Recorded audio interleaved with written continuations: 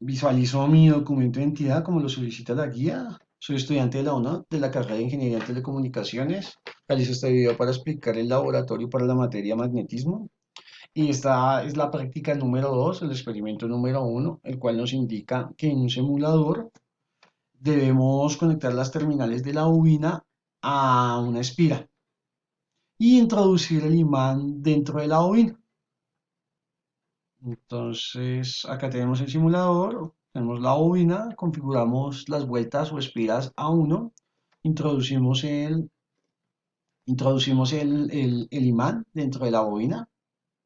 Podemos evidenciar que al penetrar la bobina por el polo norte y el polo sur, se induce el campo magnético que tiene el imán sobre la bobina y esto produce que se genere corriente eléctrica dentro de la bobina, lo cual resulta en que la bombilla se encienda.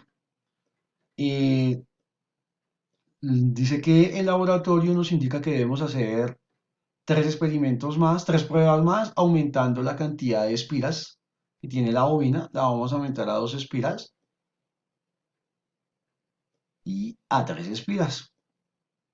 Como podemos darnos cuenta, cada vez que aumentamos las espiras, la bombilla se prende con mayor intensidad o luminiscencia, debido a que la inducción del campo magnético a la bobina para que genere corriente eléctrica es directamente proporcional a la cantidad de espiras que tenga. O sea que si tiene mayor cantidad de espiras, pues va a generar una mayor cantidad de corriente cuando el imán penetra la bobina. Continuamos. Aquí está el desarrollo con las pantallazos que debe tener. Procedemos a explicar cada uno de ellos. Luego dice que explique y analice físicamente cuáles son las causas del movimiento generado en la aguja cuando el imán se introduce en cada una de las bobinas 1, 2 y 3. Aquí podemos ver, le colocamos mostrar un medidor de campo, no. En este otro simulador podemos ver el voltímetro. Cuando ingresamos el imán podemos ver que la aguja se mueve. Sí, cuando penetra el polo sur, se mueve la aguja en sentido positivo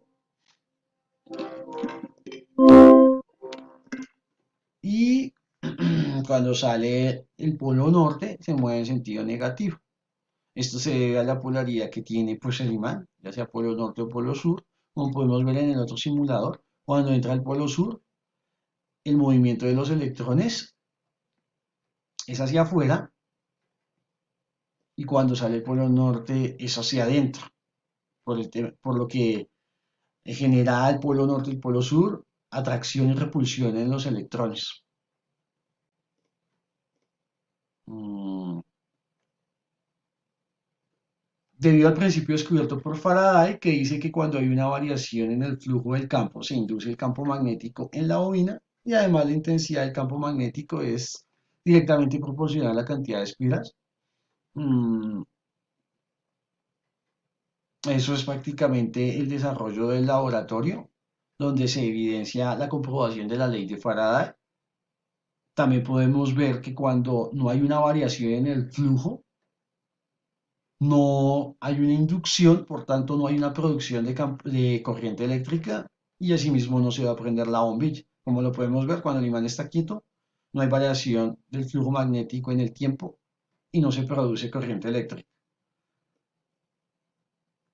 Dependiendo de la variación del flujo magnético en el tiempo, se va a producir la corriente eléctrica y como podemos ver, entre más rápido mueva el imán o penetre el imán la bobina, va a generar mayor corriente eléctrica, pues porque genera mayor inducción en la variación del flujo y eso genera que la bombilla se prenda más. Cuando hay menor variación en el flujo, que aquí se va a ver cuando muevo a menor velocidad el imán, podemos detallarnos que la bombilla se prende con una pequeña intensidad o baja luminiscencia, debido a la ley de Faraday. Muchas gracias por el tiempo.